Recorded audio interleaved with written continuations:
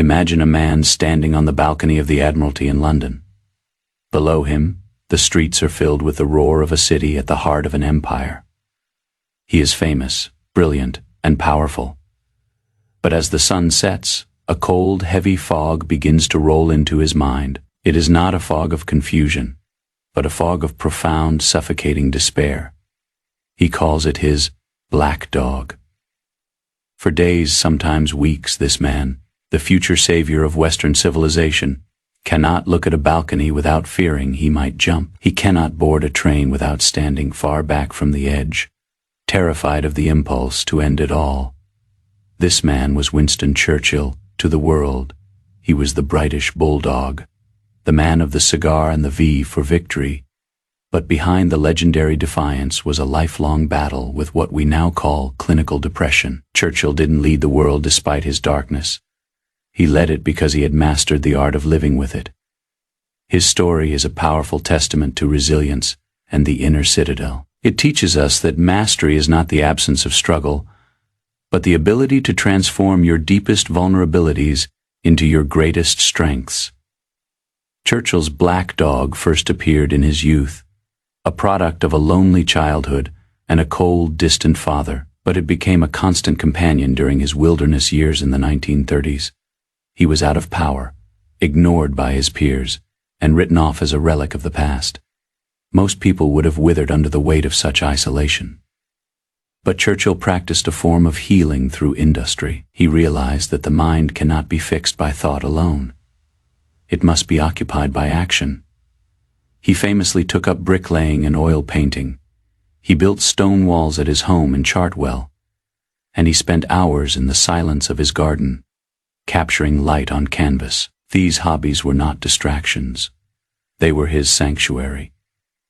He understood that control begins with the hands, by focusing on the placement of a brick or the stroke of a brush. He was training his mind to stay in the present moment.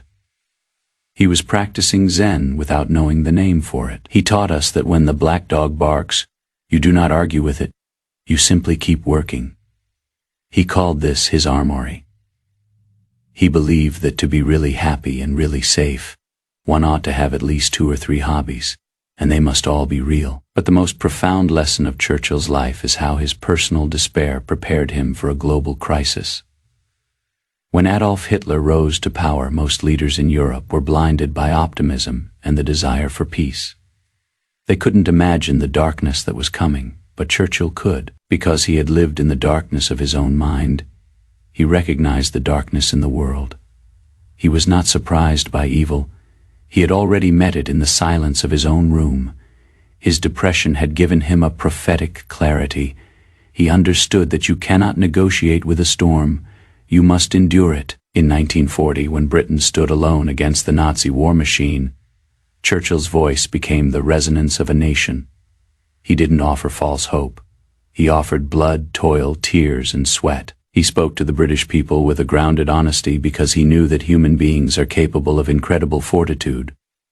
When they face the truth, he used his own struggle to fuel his leadership. He practiced a form of existential bravery, the belief that even if defeat seems certain, the act of defiance is its own victory. He famously said, "Success is not final. Failure is not fatal. It is the courage to continue that counts." Churchill's secret was a phrase he used often. Keep buggering on. It was a crude, simple way of describing the stoic virtue of persistence. He understood that the black dog might never leave, but it didn't have to lead. He was the sovereign of his own fate, even when his emotions told him otherwise. He showed us that mastery is a daily decision to get out of bed, to pick up the pen, and to face the day, regardless of how you feel. In our modern world, we often feel anxious and overwhelmed by our own mental shadows. We feel like we are failing. If we aren't happy all the time, we try to hide our black dogs, ashamed of our sadness. But Winston Churchill invites us to own our struggle. He tells us that your depression or your anxiety is not a sign of weakness. It is a forge. It is a place where your character is tempered and made strong. Your darkness can give you a depth, that the perpetually sunny can never understand.